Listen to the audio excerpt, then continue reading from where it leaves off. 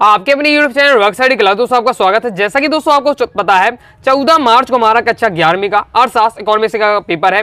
लगातार दोस्तों मैं आपको तैयारी कराऊंगा, एकदम सिलेक्टेड इंपॉर्टेंट क्वेश्चन बताते जा रहा हूं। पहले ही दोस्तों मैं आपको 2 अंक के महत्वपूर्ण प्रश्न है, 3 अंक के महत्वपूर्ण प्रश्न है, साथ ही वस्तुनिष्ठ आपको कवर करा चाहूंगे।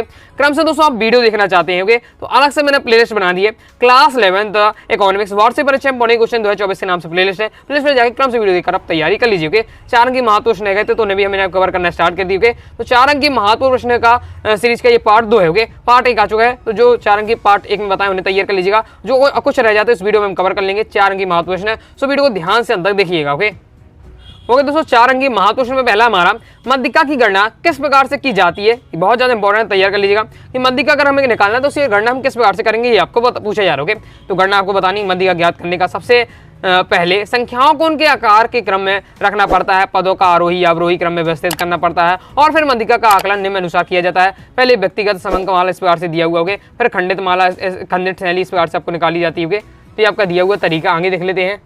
फिर आपका अखंडित या सतत श्रेणी इस प्रकार से आपको पूरा समझाया गया है तरीका किस प्रकार से मध्यिका निकाली जाती है। नेक्स्ट दोस्तों हमारा क्वेश्चन है कि निम्न समंकों से मध्यिका की ज्ञात की, आपके आंकड़े दिए हुए हैं, इनसे आपको क्या है, इन आंकड़ों से मध्यिका की गणना करनी है। मध्यिका की गणना किस प्रकार से करनी, तो आपका ये दिया हुआ है, यहाँ से आपका हल हो जाता है।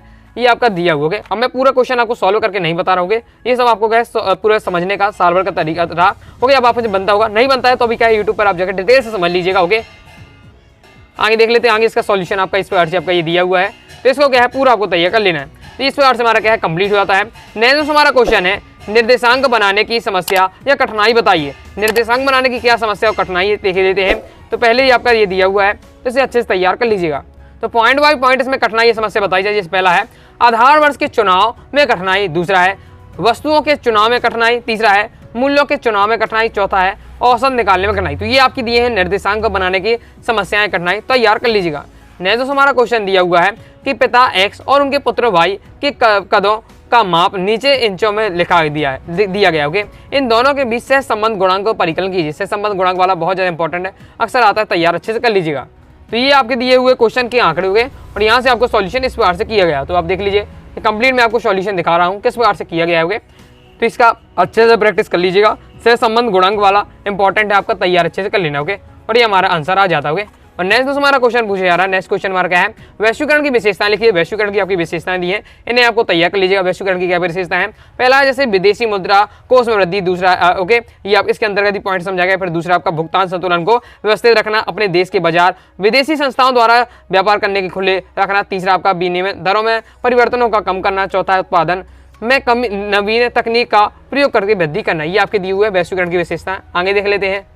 आगे दोस्तों हमारा नेक्स्ट क्वेश्चन है सुधार प्रक्रिया से कृषि क्षेत्र का के दुष्प्रभाव हुआ लगता है कि होगे। तो देख लेते हैं कि काफी दुष्प्रभाव सुधार प्रक्रिया से कृषि क्षेत्र काफी दुष्प्रभावित लगता है। इसके निम्न कारण, पहला है सार्वजनिक व्यय में कमी, दूसरा है उर्वरक सहायिका की समाप्ति, तीसरा है विदेशी स्पर्धा की समान और चौथा है आपका खाद्यान्नों की कीमत में वृद्धि। इस प्रकार से आपका दिया हुआ है, तैयार अच्छे से कर लीजिएगा।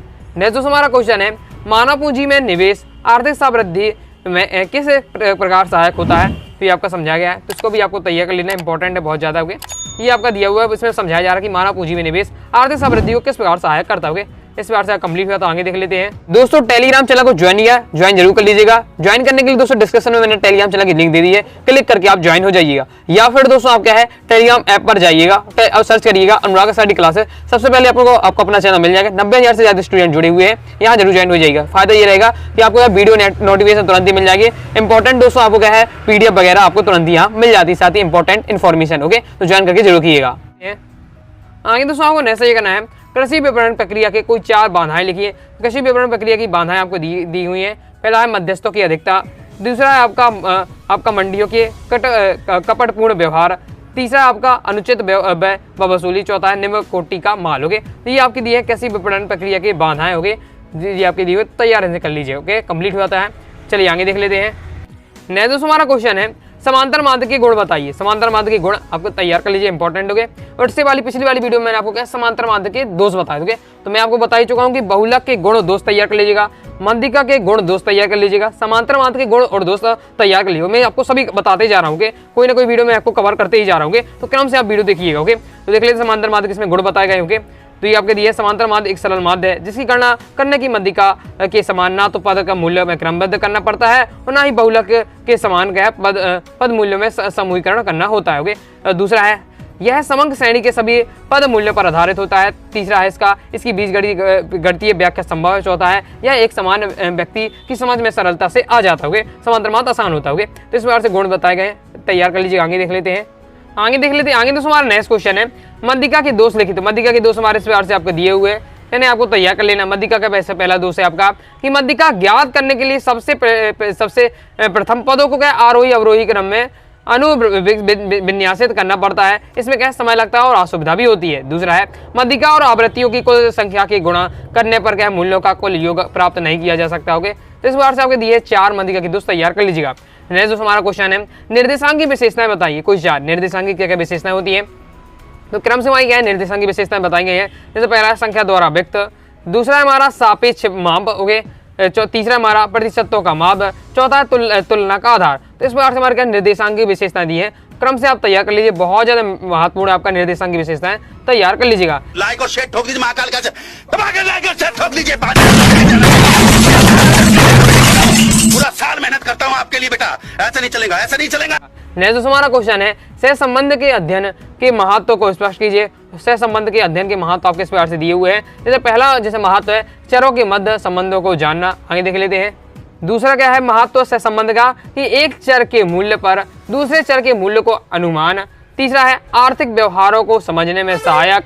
ओके, तीसरा आपका चौथा है हमारा व्यवसाय में सहायक होना। तो ये आपके 4 दिए हुए हैं आपके सह संबंध के महत्व के, तैयार अच्छे से कर लीजिएगा। नेक्स्ट दोस्तों हमारा क्वेश्चन है उदारीकरण क्या है। उदारीकरण की नीति अपनाने के कोई 4 कारण लिखिए। तो उदारीकरण क्या है, उदारीकरण से अभिप्राय सरकार द्वारा लगाए गए प्रत्यक्ष या भौतिक नियंत्रणों से देश की अर्थव्यवस्था को लगभग क्या है मुक्ति दिए जाने से है। उदारीकरण के कारण क्या क्यों अपनाया जा रहा है, इसके कारण क्या क्या है। तो उदारीकरण अपनाने के कारण निम्नलिखित हैं। पहला है आर्थिक विकास में वृद्धि, ओके, दूसरा आर्थिक विकास की कठिनाई दूर करना, तीसरा है अंतरराष्ट्रीय बाजार हेतु उद्योग, चौथा है गतिशीलता तथा कुशलता लाना। तो ये दोस्तों आपके दिए हुए उदारीकरण अपनाने के कारण अच्छे से तैयार कर लीजिए, बहुत ज्यादा महत्वपूर्ण है। नेक्स्ट दोस्तों हमारा क्वेश्चन है आर्थिक सुधार कार्यक्रमों के कोई 4 सकारात्मक प्रभाव लिखिए। तो ये आप दिए हुए हैं आपके भारत में आर्थिक सुधार कार्यक्रमों को सकारात्मक प्रभाव निम्नानुसार है। पहला है प्रतिस्पर्धापूर्ण बाजार हो, दूसरा है आपका निवेश विदेशी निवेश में वृद्धि होगी। जितने भी देखिए क्वेश्चन आप जब 4 नंबर लिखते तो अधिकतम क्या पॉइंट में आपको समझाना पड़ता होगा। पॉइंट में आप समझाएंगे तो इनका याद करेंगे आंसर, तो पॉइंट वाइज आपको याद करना होगा। बाकी उनके बारे में फिर आप क्या है समझ लीजिएगा और 2 लाइन अपने से लिख दीजिए। तो जब भी याद करें तो पॉइंट याद करिए। स्टूडेंट क्या है पूरा एकदम रटने लगते हैं तो इससे क्या कठिनाई ज्यादा लगती है 4 नंबर को तैयार करने में, प्रश्नों को तैयार करने में। तो आपको क्या है पहले हेडिंग में फोकस करना है, हेडिंग याद कर लें। हेडिंग याद हो जाए कॉपी में 1-2 बार लिख कर देख लीजिएगा, जब अच्छे से याद हो जाए तो फिर उनका क्या है उनकी डिटेल भी अच्छे से पढ़ लीजिए 2-2 लाइन, और इस प्रकार से आपको क्या क्वेश्चन आप कंप्लीट कर पाएंगे। आगे देख लेते हैं कि हम क्या पढ़ रहे थे कि आर्थिक सुधार कार्यक्रम में कुछ 4 सकारात्मक प्रभाव। सकारात्मक प्रभाव पहला क्या हुआ कि प्रतिस्पर्धापूर्ण बाजार हो गया है, दूसरा है विदेशी निवेश में क्या है वृद्धि हुई, मतलब विदेश से जाकर विदेशी लोग निवेश ज्यादा करने लगे हैं। ओके, आगे देख लेते हैं। ओके, नेक्स्ट सकारात्मक प्रभाव की औद्योगिक स्तर पर है आपका राजकोषीय घाटा नियंत्रण। तो ये सब आपके दिए हैं आर्थिक सुधार कार्यक्रम को सकारात्मक प्रभाव। नेक्स्ट दोस्तों आपको तय करना है सरकार द्वारा कृषि विपणन सुधार के लिए अपनाए गए 4 उपायों की व्याख्या कीजिए। तो सरकार द्वारा कृषि विपणन सुधार के लिए अपनाए गए 4 आपके उपाय इस प्रकार से हैं। जैसे पहला है नियंत्रण मंडलियों की स्थापना, दूसरा है श्रेणीकरण एवं आपका प्रमाणीकरण, तीसरा है आपका सहकारी विपणन समितियां, चौथा है आपका ग्राम गोदाम की स्थापना। होगी तो इस प्रकार से दोस्तों आपका दिया हुआ सरकार द्वारा कृषि विपणन सुधार के लिए अपनाए गए 4 उपाय होंगे। नेक्स्ट दोस्तों हमारा क्वेश्चन है किसी राष्ट्र के आर्थिक विकास में शिक्षा की भूमिका का विश्लेषण करें। होगी किसी राष्ट्र के आर्थिक विकास में शिक्षा की भूमिका का विश्लेषण आपको करना है, तो इस प्रकार से इसका सॉल्यूशन आपको दिया हुआ है, पढ़िएगा और समझ लीजिएगा। ओके, इस प्रकार से आपका दिया हुआ है, तो इस प्रकार से कंप्लीट हो जाता है। ओके, तो इस प्रकार से दोस्तों मैंने आपको 4 अंकी महत्व सेलेक्टेड क्वेश्चन बताए होंगे। आगे मैं आपको पहले मैं आपको कहा 2 अंकी 3 अंकी बता चुका हूं, वस्तुनिष्ठ बता चुका हूं। क्रम से वीडियो देखना चाहते हैं अलग से प्लेलिस्ट बना दी है क्लास 11 इकोनॉमिक्स की, तो प्लेलिस्ट पे जाकर क्रम से वीडियो देख लीजिएगा। आई होप आपको वीडियो पसंद आएगी। वीडियो पसंद आए वीडियो लाइक करके सब्सक्राइब जरूर करिएगा, और दोस्तों डाउट है कमेंट से आप पूछ लीजिएगा। टेलीग्राम चैनल ज्वाइन कर लीजिएगा, साथ ही इंस्टाग्राम फॉलो कर लीजिएगा। मिलते हैं नेक्स्ट वीडियो में, तब तक के लिए बाय बाय।